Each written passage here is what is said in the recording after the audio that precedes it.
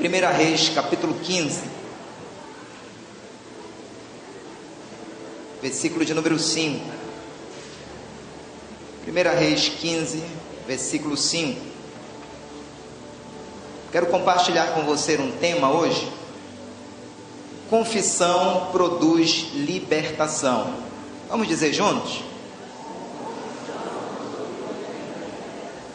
Mais alto. Você está de acordo com essa declaração? Aqui em 1 Reis, capítulo 15, verso 5. Show?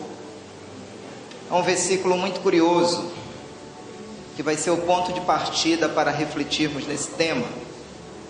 A palavra do Senhor diz assim: porquanto Davi tinha feito o que era reto aos olhos do Senhor, e não se tinha desviado de tudo quanto lhe ordenarem todos os dias da sua vida, senão só no negócio de Urias, o heteu. Amém? Vamos orar. Pai, muito obrigado por esta tarde maravilhosa. Nós não temos dúvida nenhuma da presença do Senhor neste lugar, porque onde estiverem 2 ou 3 reunidos no nome do Senhor, o Senhor se faz presente. Nós queremos declarar, Senhor, que a única coisa que nos importa neste momento é ouvir a Tua voz, porque quando o Senhor fala ao nosso coração, algo muda na nossa vida.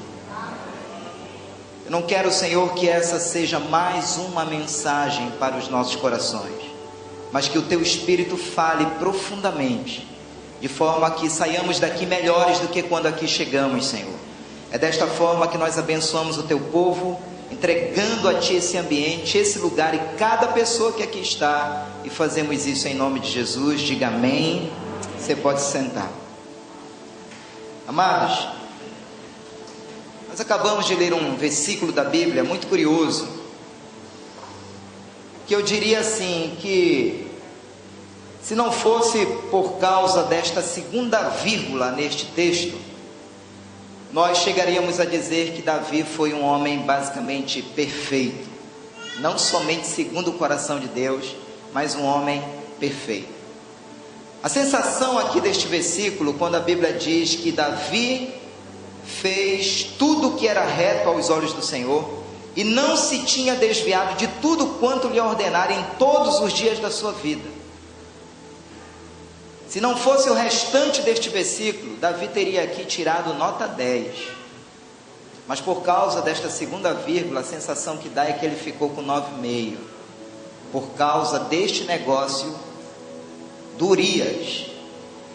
A ideia aqui é mais ou menos daquela seleção que, disputando um campeonato, ganhou todos os jogos, mas na final perdeu por 1 gol. Sensação terrível, sensação horrível. Imaginemos aquela pessoa que fez uma prova do vestibular e acertou todas as questões, mas na hora da redação a pessoa se deu mal. É como aquela Fórmula 1, o carro liderou todas as voltas em primeiro lugar, e na última volta o pneu furou. E esse é mais ou menos um retrato que envolveu aqui a vida de Davi. Durante toda a sua trajetória, procurou agradar a Deus, corresponder ao coração de Deus, mas esse negócio de Urias, o heteu, manchou terrivelmente a vida de Davi. Quando nós olhamos para a biografia deste homem chamado Davi, é uma biografia invejável, porque eu diria que Davi foi um dos homens mais notáveis que já viveram nessa terra. A gente olha para a história dele, um grande guerreiro. Ele era aquele que, para salvar uma ovelha, ele rasgava a boca do leão, ele matava o urso. Grande poeta, uma mente brilhante. E até onde me consta na Bíblia, o único a ter sido chamado um homem segundo o coração de Deus.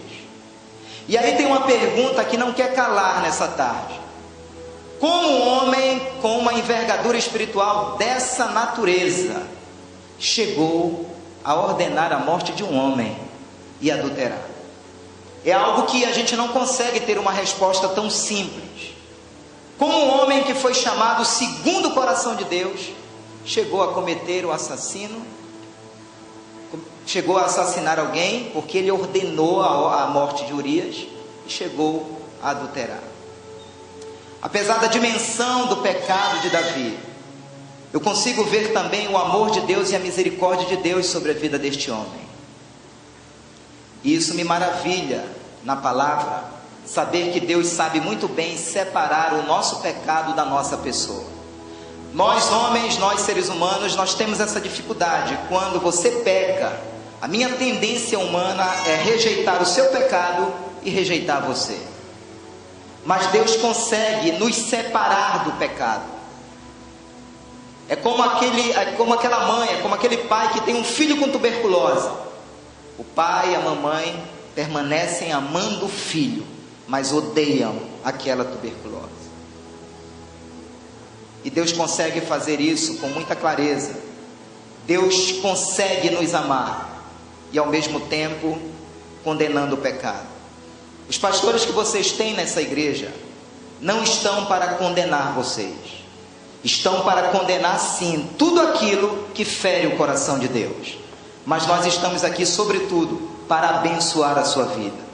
É por esta razão que nenhuma pessoa que chega aqui quebrada, nós rejeitamos. Nós estamos dispostos a atender e cuidar de você. Você pode dizer amém? Então nós vamos ver aqui nessa reflexão a importância de nós confessarmos as nossas tentações, a importância de nós confessarmos os nossos pecados. Porque normalmente nunca ninguém liga assim: pastor, ore por mim porque eu estou quase pecando. Eu não lembro no meu ministério, não sei se os pastores, de terem recebido uma ligação semelhante: pastor, olha, ore por mim porque eu estou quase me prostituindo. Geralmente quando a ligação chega, quando a notícia chega, o pecado ele já foi consumado. Mas nós vamos aprender aqui, eu quero desafiar você, quero encorajar você nessa tarde a aprender o caminho da confissão da tentação, da confissão do pecado, porque isso vai produzir libertação na nossa vida. Eu posso ouvir amém? Imaginemos que nessa tarde, nesse telão, fosse publicado por alguns minutos todos os pensamentos e desejos que passaram na nossa mente e no nosso coração nos últimos 6 meses. Não precisa levantar a mão, mas quem autorizaria aqui? E é exatamente isso que Deus espera que façamos diante da presença dele. Pensamentos, desejos, atitudes que ninguém sabe, precisam ser confessados diante do Senhor. Posso ouvir amém? Você pode dar um aplauso a esse Deus maravilhoso nessa tarde?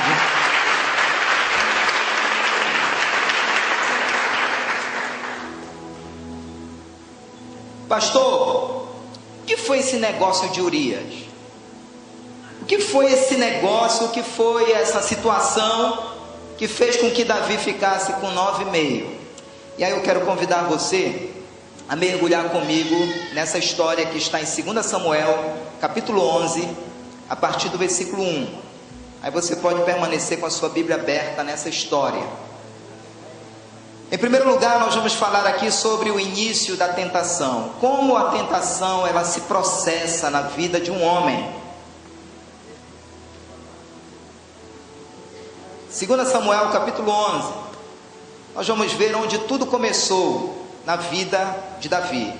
A palavra do Senhor diz assim: e aconteceu que, tendo decorrido 1 ano, no tempo em que os reis saem à guerra, enviou Davi a Joabe, e com ele os seus servos, e a todo Israel, e eles destruíram os filhos de Amon, e cercaram a Rabá. Porém Davi ficou aonde, igreja?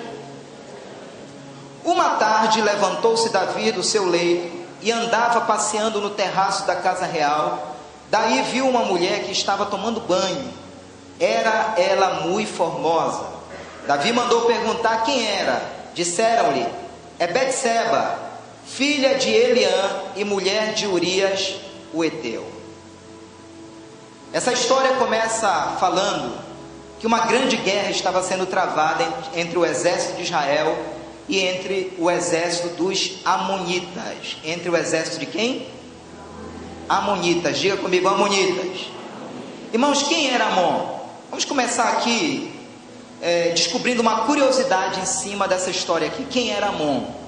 Amon, na verdade, era filho de Ló com uma das suas filhas, era fruto de um incesto. Eu diria aqui, espiritualmente falando, que Israel estava travando uma batalha contra a imoralidade, contra o principado da imoralidade. Enquanto o exército de Israel estava travando uma batalha contra o exército dos amonitas, Davi não foi para essa guerra. Davi ficou em casa. E enquanto eles lutavam contra os amonitas, vamos colocar assim, enquanto eles guerreavam contra a imoralidade, Davi ficou em casa. E nesse ficar em casa, ele se tornou alvo da imoralidade. Ele se tornou alvo do adultério, ele se tornou alvo da prostituição. Sabe, queridos, essa é a nossa guerra. E essa guerra, ela é diária. Essa guerra, ela é sem trégua. Todos nós, dia após dia, estamos guerreando contra o pecado. Dia após dia, o pecado de alguma forma se levanta para nos afrontar, para nos assediar. A Bíblia chega a dizer que Jesus foi tentado em todas as coisas. Alguém certa vez me perguntou, mas pastor, será que Jesus foi tentado na área assim de uma mulher? Irmãos, quando a Bíblia diz que Jesus foi tentado em todas as coisas, é porque foi absolutamente em todas as coisas. Porque seria muito difícil Jesus nos ajudar a vencer uma tentação pela qual ele nunca passou. A Bíblia diz que Jesus foi tentado em todas as coisas, mas em nada pecou. Diga comigo, tentação mais alto não é pecado. E eu quero desmistificar isso da nossa mente. Jesus foi tentado em todas as coisas e não pecou. Igreja, tentação não é pecado. Pastor, onde está o pecado? O pecado está quando eu submeto as minhas fraquezas à tentação. E tentação só é tentação quando você é fraco naquela área. Por exemplo, eu não gosto assim, por exemplo, eu não gosto de chocolate. Se fizesse um propósito na igreja de 1 ano sem comer chocolate, não seria uma dificuldade para mim. Poderia haver o chocolate que fosse, não seria uma tentação para mim. Digamos assim, eu sou forte na área do chocolate. Eu não cederia ao chocolate. Tentação só se torna tentação para cada um de nós na área em que nós somos fracos. E são nessas áreas que o inimigo inverte pesado. Paulo disse, quando eu estou fraco, aí eu sou forte, porque o poder de Deus se aperfeiçoa na fraqueza. Diga também, fraqueza não é pecado. Aí eu só tenho 2 alternativas. Ou eu submeto a minha fraqueza à tentação, ou eu submeto a minha fraqueza ao poder de Deus. O poder de Deus, ele não se aperfeiçoa em cima do pecado, ele se aperfeiçoa em cima da nossa fraqueza. E eu quero liberar uma voz profética na sua direção nessa tarde, dizendo que Deus vai te dar muita autoridade em todas as áreas fracas da sua vida, áreas que estavam sendo motivo de vergonha para o mundo, para a sua família. Deus vai trazer honra e honra sobre a sua vida. Quem recebe, diga amém. Dê um aplauso ao Senhor e libere um grito de liberdade nessa tarde. Esse é o nosso Deus. No lugar da vergonha, o Senhor traz dupla honra. O texto diz que no tempo da guerra, Davi ficou. Irmãos, por isso que esse negócio de ficar não é de Deus, viu? Ele ficou. Eu fiquei me perguntando quando eu meditava nesse texto, por que Davi ficou? A Bíblia não diz que ele estava doente, a Bíblia não diz que ele estava cansado, ele simplesmente ficou. E uma das respostas que eu teria é porque num dado momento da nossa vida, nós somos assediados pelo sentimento da acomodação, da ociosidade. Alguém já disse que mente vazia é oficina do diabo. Davi se deu folga para ele mesmo. Não, estou merecendo férias, não vou para essa guerra não. Quantas vezes, amados, essa história se repete sutilmente na nossa vida, quando a gente vai deixando de ler a Bíblia, quando a gente vai deixando de orar, quando a gente vai deixando de congregar, a gente já não aparece mais na célula, já não dá mais nenhuma satisfação para o nosso líder, a gente vai se dando folga das coisas espirituais. E aqui estava Davi, se dando folga, e nessa paradinha, o inferno o acertou em cheio. Ao longo dessa ministração eu vou citar alguns momentos que eu acho que Davi deveria ter parado e deveria ter confessado diante do Senhor. E eu quero dizer que esse momento foi o primeiro deles.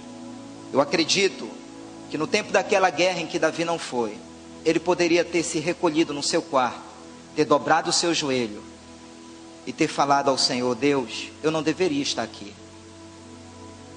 meu lugar não era aqui, eu deveria estar lá no meio da guerra, eu deveria estar guerreando, eu deveria estar envolvido naquela batalha. Ele poderia ter confessado, mas ele não confessou. Escute, querido, todo cristão que caminha sozinho no reino espiritual, ele fica vulnerável ao pecado e ao inimigo. É inadmissível você 10, 15 anos de IBMA e ainda não tem um discipulador. Você está desconectado da comunhão, desconectado da célula. Queridos, cobertura é proteção. Eu vou repetir isso: cobertura é proteção. Pergunte aí do lado: onde é a sua célula, querido? Eu quero ir lá. Bill já trouxe uma turma hoje aqui. Quantas pessoas tem da sua célula aqui, Bill? Fique em pé aí, as pessoas que estão aqui na célula do Bill. Fiquem em pé aí, todas as pessoas. Olha só, isso é uma célula. Dá um aplauso ao Senhor. Pode sentar. E semelhantemente com outras pessoas que aqui estão. Como é bom, queridos, estarmos nessa comunhão. Não podemos caminhar sozinhos no reino espiritual. E a história continua dizendo que no versículo 2, numa tarde, Davi, eu acho que numa crise de insônia, não conseguiu mais dormir, e começou a passear no terraço, e dali ele contemplou uma formosa mulher tomando banho. Irmãos, sem hipocrisia nenhuma, vamos ser sinceros aqui nessa tarde. De modo geral, o homem macho, sexo masculino, gosta ou não gosta de olhar para as mulheres? Com certeza sim. De modo geral, as mulheres gostam ou não gostam de serem olhadas pelos homens? De modo geral, sim.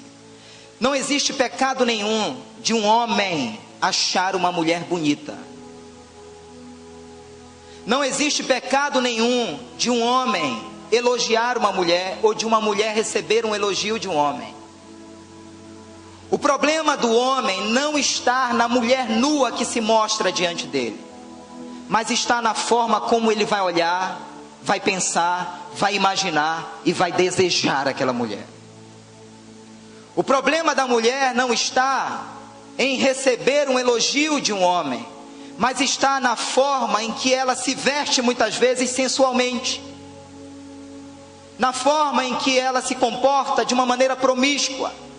É aí que está o problema. O problema, igreja, não está no mundo e nem nas suas concupiscências, mas está na forma em como eu me comporto diante desse mundo. Quantos estão entendendo?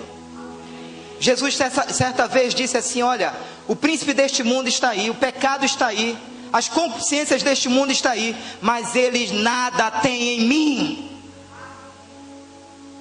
Eu quero declarar que vai chegar esse tempo na sua vida, em nome de Jesus, que você vai olhar para o pecado que te rodeia, mas esse pecado não terá parte na sua vida. Quem recebe, diga amém. Dê um aplauso a esse Deus nessa tarde.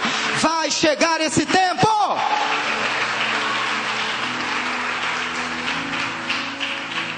Ali estava Davi em Babilônia, cercado pela prostituição.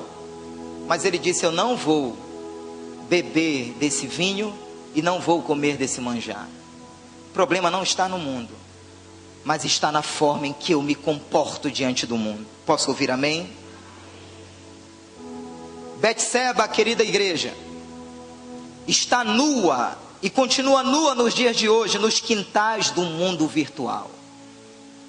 Hoje, você entra no seu e-mail pessoal e já na página do e-mail já tem uma mulher com as nádegas de fora. Já tem uma telinha piscando. Quer conversar comigo? Clica lá. Clica. Está ferrado. Porque o pecado, ele é sedutor. O pecado, ele é envolvente. E muitas vezes, nossa postura na varanda é aquela de ficar olhando. E muitas vezes essa varanda é o nosso escritório, é a sala de casa, é o controle remoto da televisão.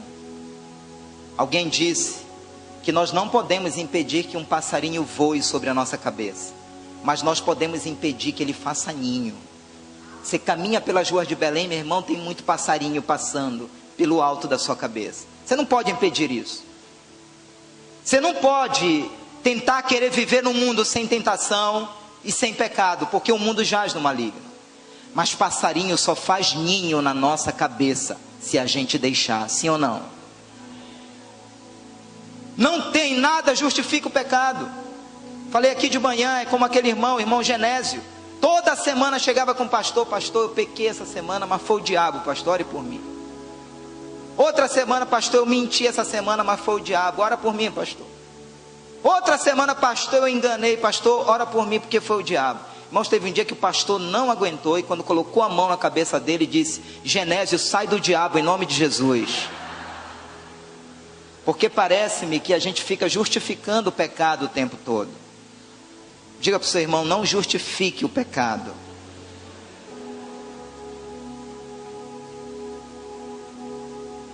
O homem, e a psicologia já fala sobre isso, o homem, ele é atraído por aquilo que ele vê. Então não vamos ser hipócritas, porque se você e eu estivéssemos ali naquele terraço, provavelmente nós não conseguiríamos evitar o primeiro olhar. Estava ali Davi, e uma mulher bonita, nua, tomando banho, chamou a sua atenção. Ele não conseguiu evitar isso. Mas eu pergunto, igreja, ele poderia ter desviado o seu olhar, sim ou não? Ele poderia naquele momento ter se recolhido, sim ou não? Poderia. Mas digamos que ele, como não tivesse conseguido fazer aquilo, como não conseguiu, mesmo tendo olhado, mesmo tendo desejado, ele poderia ter se recolhido no seu quarto, dobrado o seu joelho, a segunda oportunidade de arrependimento. Ele poderia ter orado dizendo ao Senhor: Senhor, eu já errei por não ter ido à guerra, e agora, pior do que não ter ido, eu comecei a desejar essa mulher.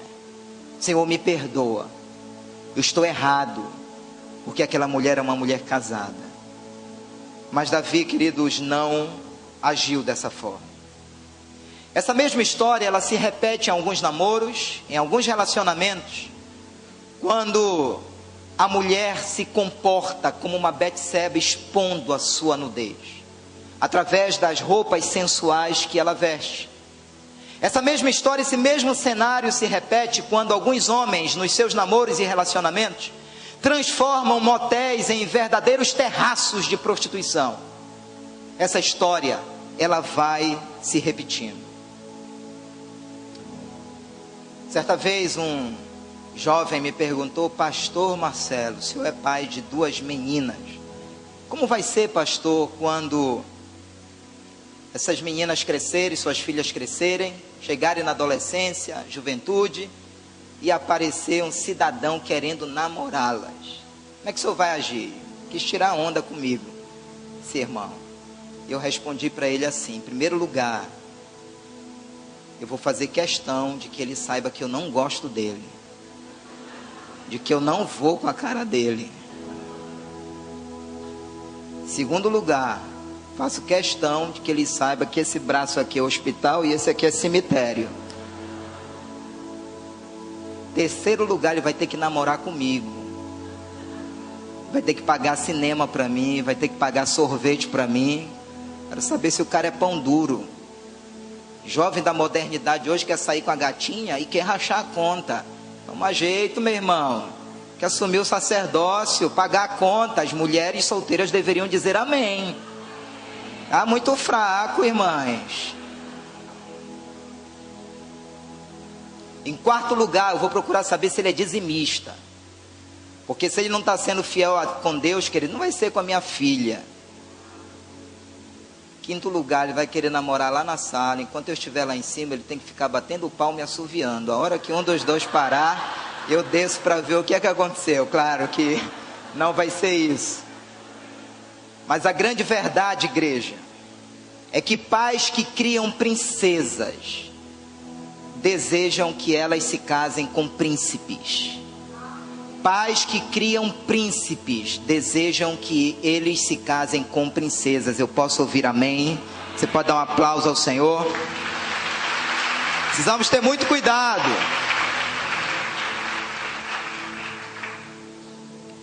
Então nós precisamos, muita gente facilita o pecado, porque não evita a aparência do mal. Muita gente facilita o pecado porque não evita a aparência do mal. Desde o início do nosso casamento, eu e pastora Andresa, nós firmamos algo. E eu venho mantendo isso até hoje, de não dar carona para nenhuma mulher quando eu estou no carro sozinho. E a gente vem trabalhando isso muito bem. Porque às vezes, claro, exceto minha sogra e minha mãe. Cadê a sogrinha? Veio comigo para a igreja hoje de manhã. Porque às vezes o problema não está nem na pessoa que você transporta, mas está em quem vai te ver e vai interpretar de uma outra forma. Então é melhor evitar. Nós precisamos evitar a aparência do mal.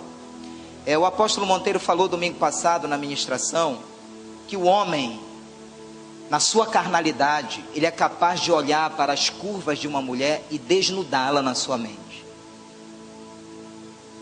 Então nós estamos lutando contra uma natureza pecaminosa. E somente uma única pessoa conseguiu vencer o pecado. Só uma. E se chama Jesus Cristo de Nazaré. E nós só conseguiremos vencer o pecado se Jesus estiver vivendo em nós. É a única possibilidade de vencermos o pecado. Você não vence o pecado no seu entendimento, na sua força. Não subestime o poder da natureza pecaminosa. Alguém disse que o diabo da carne é pior do que o diabo do inferno. Então nós não podemos subestimá-la. Me lembro nos anos 90, nós estávamos numa roda. Eu não estava, mas eu soube dessa história. Uma roda bem aqui na frente da igreja. E nessa roda tinha um novo convertido. E foi passando aqui uma mulher, uma pombagira, irmãos. E aquele irmão naquela roda tirou o seu olhar da roda, daquela conversa, e foi seguindo. O irmão mais maduro que estava ao lado deu um tapa na costa dele. Ei, meu irmão, que isso? Vigia! E aquele irmão novo convertido disse: não, mas eu aprendi que o pecado está no segundo olhar, por isso que eu me mantive firme no primeiro. Irmãos, conversa fiada. Se eu estivesse nessa rodada, eu diria hoje em dia: sabe de nada, inocente, que isso? Absurdo, meu irmão. Diga para o seu irmão: cuidado com o seu olhar. Pode dizer: cuidado com o seu olhar. E para mim, amados, um dos exemplos mais lindos na palavra de Deus foi quando José conseguiu vencer a tentação. A mulher de Potifar, naquele dia, deu folga para todos os funcionários, menos para o José. A história diz que todos os dias a mulher de Potifar o importunava. Eu fico imaginando, no dia em que José chegava para trabalhar, a mulher de Potifar, ao passar por ele, dizia: José, você está gatinho hoje, hein? Todo dia essa mulher importunava. Segundo dia, José chegava para trabalhar, ela dizia: ô José, que perfume é esse? Está cheiroso, hein? Todo dia essa mulher importunava, até que um dia ela deu folga para todos os funcionários, menos para o José. E naquele dia ela tentou deitar-se com ele. E na hora que José percebeu a pegadinha, para mim é uma das declarações mais lindas na Bíblia de um homem que venceu a tentação, quando ele disse para ela: como eu poderia cometer esse tão grande mal diante do meu Deus? E vazou, fugiu, correu, porque é assim que a gente precisa tratar o pecado. Posso ouvir amém? Você pode dar um aplauso ao Senhor nessa tarde?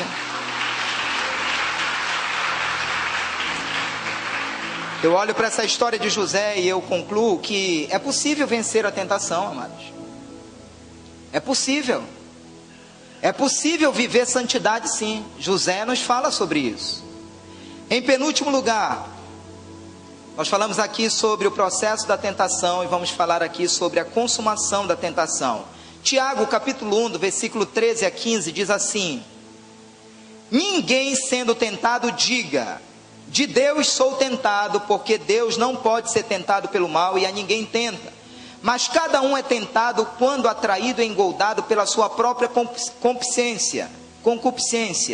Depois, havendo a concupiscência concebido, dá a luz ao pecado. E o pecado, sendo consumado, gera a morte. Lá no original, no grego, chega a dizer que é um processo de uma gestação, quando a frase diz aqui que a concupiscência sendo concebida dá a luz ao pecado.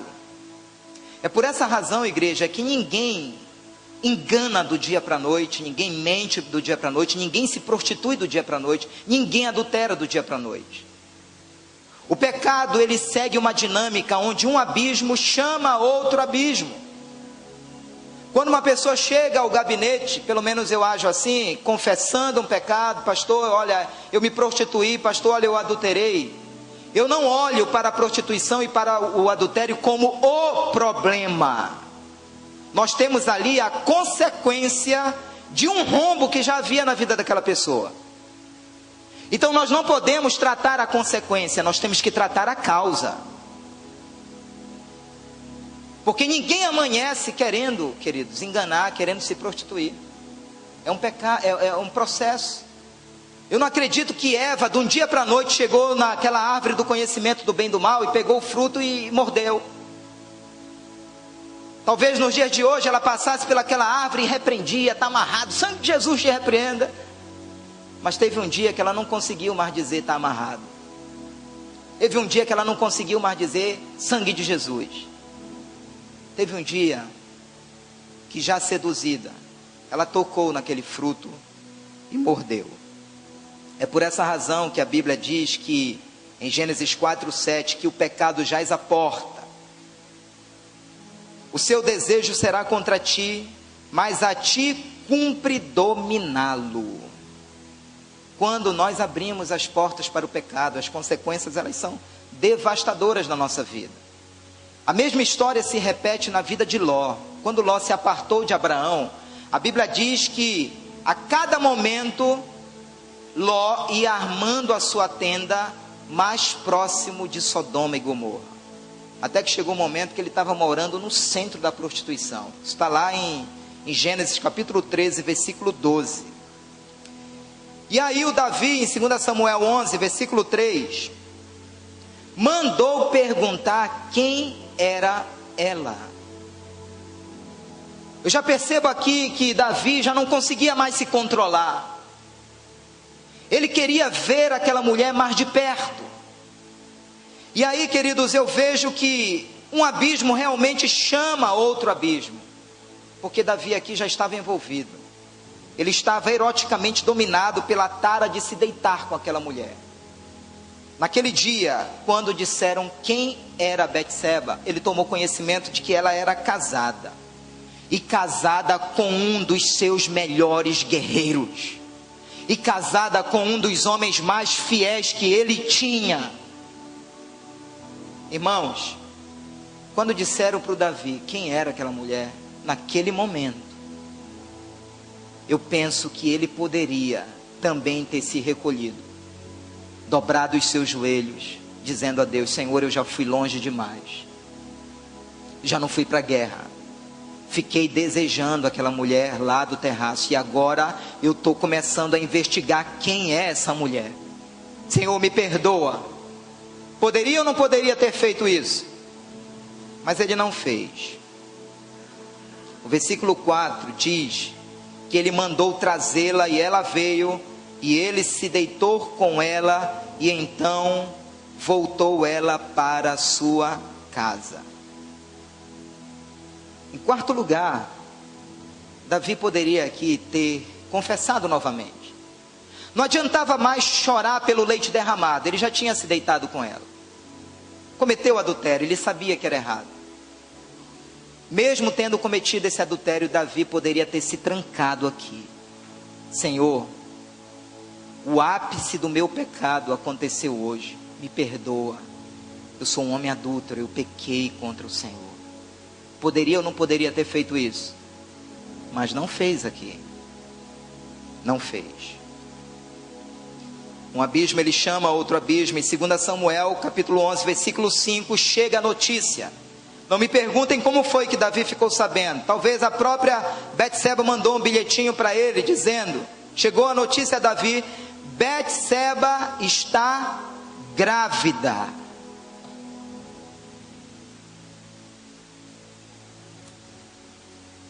Nesse momento, nesse dia que Davi recebeu essa notícia, semelhantemente ele poderia ter se recolhido, poderia ter entrado no seu quarto e confessado o seu pecado. Senhor, é o fim, é o fim. Poderia ou não poderia? Mas ele não fez. Ao invés disso, ele preferiu arquitetar um plano. E sabe qual foi o plano que ele arquitetou? Eu tenho que fazer parecer que esse filho é do Urias, do marido de Betseba. E essa história ela se desenrola no versículo 6 ao 13 de 2 Samuel, capítulo 11. Quando Davi quis dar a ideia de que aquele filho era do Urias. O que o Davi fez? Davi mandou um recado lá para o Joabe, para o comandante de guerra. Olha, manda Urias para cá, eu quero falar com ele.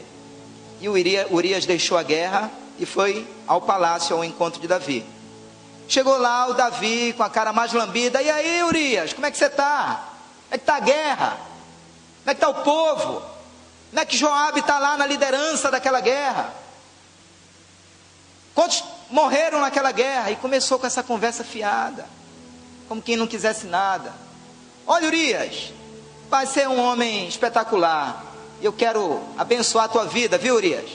Você tem um final de semana aí de férias para ir em casa, ver a esposa, se deitar com ela, quem sabe. Vai lá, Urias. Irmãos, isso foi tão descarado que no meio do caminho, Davi mandou um mensageiro para entregar um presente para o Davi, para o Urias. Talvez um ouro, uma prata, não sei. Só que Deus já estava agindo na história. Urias não foi se deitar na casa dele. Ele se deitou na porta do palácio e dormiu ali. E alguém foi contar isso para o Davi. Davi, você mandou Urias dormir em casa? Ele não dormiu lá não. Ele dormiu foi na porta do palácio.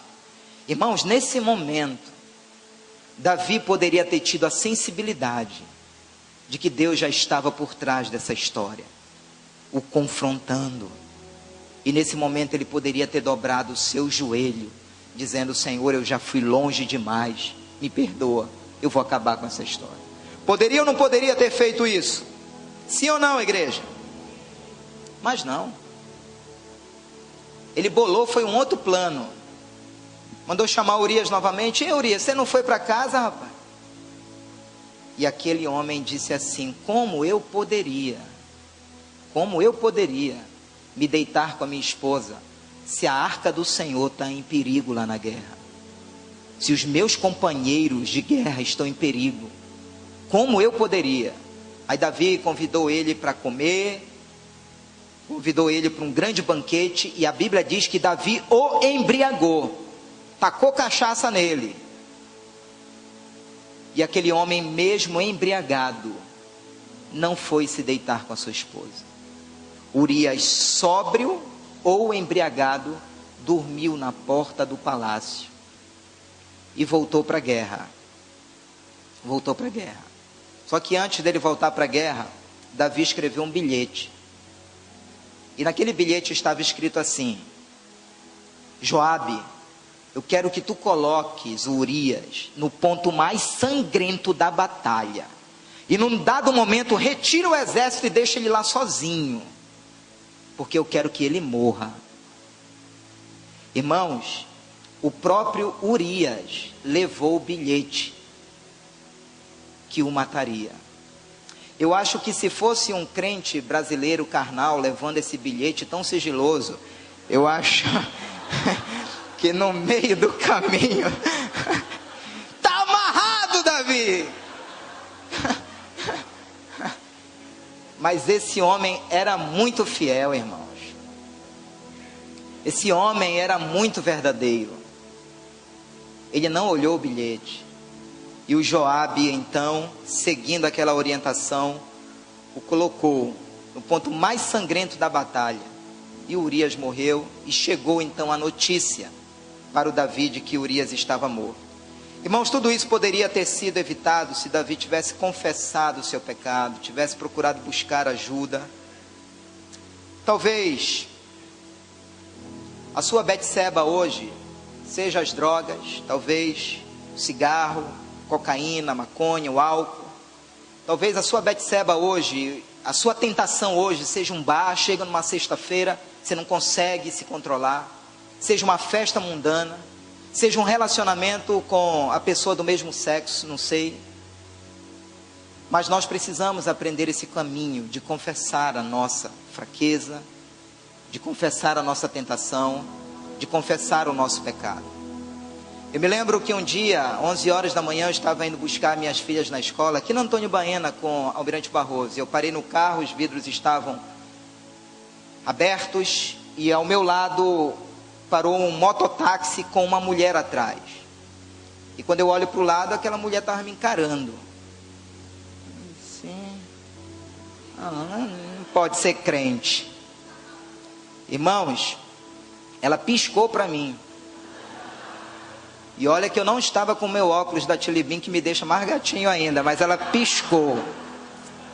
O que eu fiz? Eu levantei os vidros. Porque vai nessa, meu irmão, de dar bola. E quando eu cheguei no meu primeiro encontro com a pastora Andresa, eu compartilhei isso com ela, eu falei isso para ela. Talvez alguém diga, mas precisava ter falado, pastor. Para mim precisava, porque isso me treina a ser transparente. Isso me treina a ser transparente. Uma vez estávamos organizando um retiro e meu celular estava em cima da mesa aqui no gabinete e vários jovens ajudando. De repente meu celular toca, eu estou na outra sala e a irmã que atende foi olhar o celular tocando, disse, misericórdia, estava escrito Diabo 3. Ela tomou um susto. Pastor, o que é isso? Me explique. E como o meu número de telefone acaba ficando em alguns cartazes de eventos que a gente realiza, sempre tem um filho do diabo querendo perturbar. Então imagine eu recebendo uma ligação. Alô? Digo, quem fala? Posso falar com você? Quem fala? Oi. Pronto, acabou a ligação. Aí eu digito lá, Diabo 1, já teve até Diabo 5 no meu celular. Porque eu não vou ficar perdendo tempo com isso. Você pode dar um aplauso ao Senhor? Eu não vou ficar perdendo tempo com isso. Diga para o seu irmão, não atenda o diabo, meu irmão. Não atenda o diabo. Porque numa dessa pode estar o seu fim. Porque numa dessa você pode se comprometer para sempre. E o planejamento seguia. No versículo 27 diz que passando o luto, Davi decidiu casar-se com Betseba. E o texto diz assim: mas isso foi mal aos olhos do Senhor. O fato de Davi querer se casar com Betseba era uma das formas dele mascarar o pecado. Mas nesse momento, queridos, no dia daquele casamento, Davi ainda teve a chance de se humilhar, de dobrar o seu joelho e dizer: Senhor, esse casamento não pode acontecer, porque ele é uma farsa. Ele está sendo construído debaixo de mentiras, debaixo de engano. E ele poderia ali ter se humilhado e se arrependido, sim ou não? Mas ele não fez. Igreja, assim como não existe crime perfeito, não existe pecado perfeito. E o que é curioso é que não havia provas do pecado de Davi que o condenassem. Ninguém sabia de nada. Só que Davi não contava com os olhos do Senhor.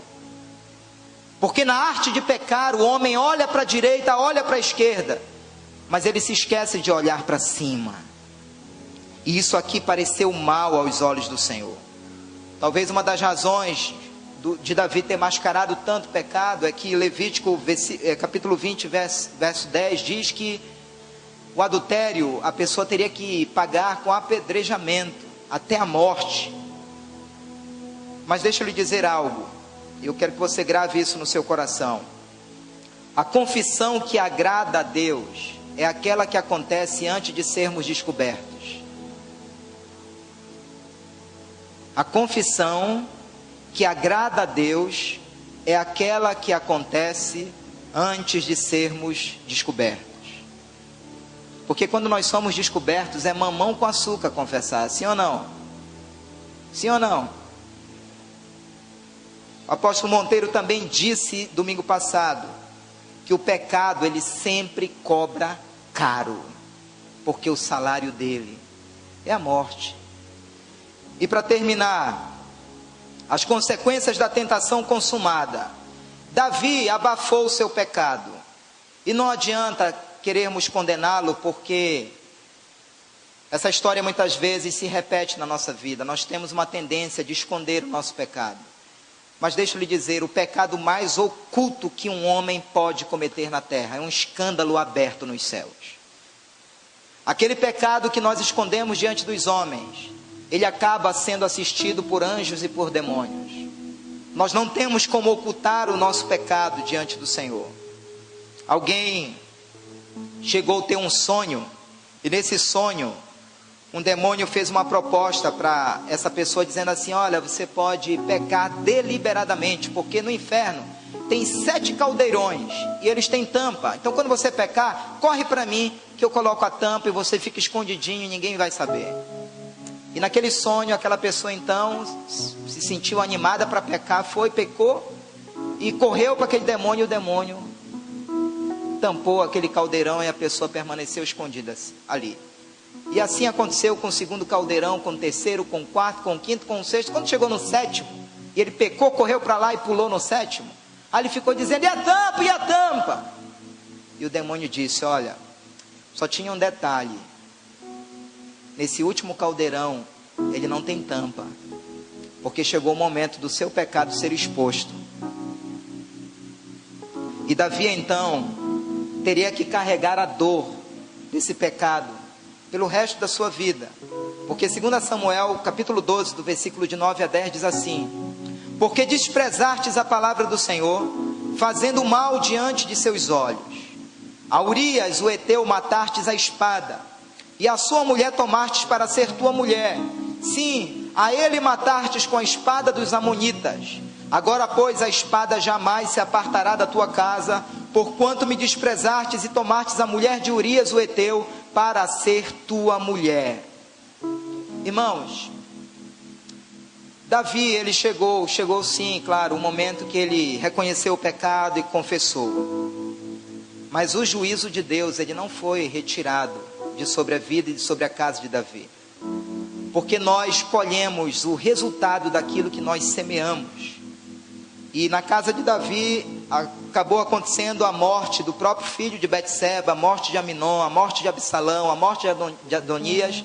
uma tragédia aconteceu no meio da família de Davi. Por essa razão não existe pecadinho e nem pecadão. Toda desobediência é pecado diante de Deus. As consequências sim, elas variam. Por exemplo, Deus pode perdoar um assassino, sim ou não? Mas ele vai ter que pagar pelo ato. Ele é responsabilizado pelo seu ato de ter matado alguém. Eu termino dizendo que está escrito em Provérbios 28:13: aquele que confessa o seu pecado e deixa, alcançará misericórdia. E isso aqui aconteceu na vida de Davi.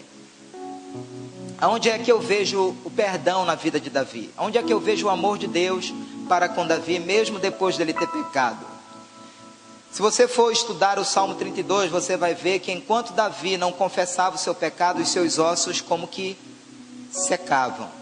E o Salmo 51 já fala da confissão de Davi, pedindo a Deus um novo coração, pedindo a Deus a restituição da alegria da salvação. Mas Deus mandou um profeta confrontar o Davi. E o profeta Natan chegou com Davi dizendo: Davi, Deus me mandou aqui para te contar uma história. Pode contar, Natan. E ele começou a contar a história. Havia numa cidade 2 homens, um muito rico, possuidor de um rebanho numeroso, e um outro homem muito pobre, que com muita dificuldade comprou uma cordeirinha. E essa cordeirinha era criada como se fosse um membro daquela família na casa do homem pobre. Tanto é que ela tomava água do copo do próprio dono da casa, e dormia no colo, e dormia na mesma cama. E certa feita chegou um viajante naquela cidade pedindo comida para o homem rico, e o homem rico negou comida. Fez o seguinte: tomou a cordeirinha daquele homem pobre, matou para alimentar aquele homem viajante, aquele viajante.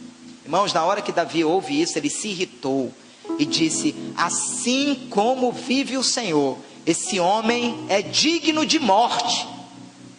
E foi quando Natan disse: este homem és tu. Igreja, eu pergunto, nesse momento Davi poderia ou não poderia ter mandado matar o Natan? Sim ou não? Ele já tinha mandado matar um mesmo? Poderia. Mas nesse dia, Davi não conseguiu mais fugir de Deus. Nesse dia ele não se justificou. Nesse dia ele não arquitetou nada. Nesse dia ele se rendeu. Ele disse: realmente eu pequei contra o Senhor, e tão somente contra o Senhor eu pequei. Ele foi perdoado? Sim.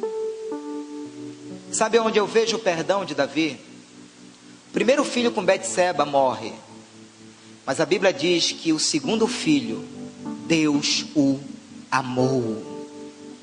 Salomão, quando nasceu, Deus o amou e acabou se tornando o novo rei de Israel. Queridos, esse é o nosso Deus. Não há nenhum pecado na nossa vida que Deus não possa perdoar.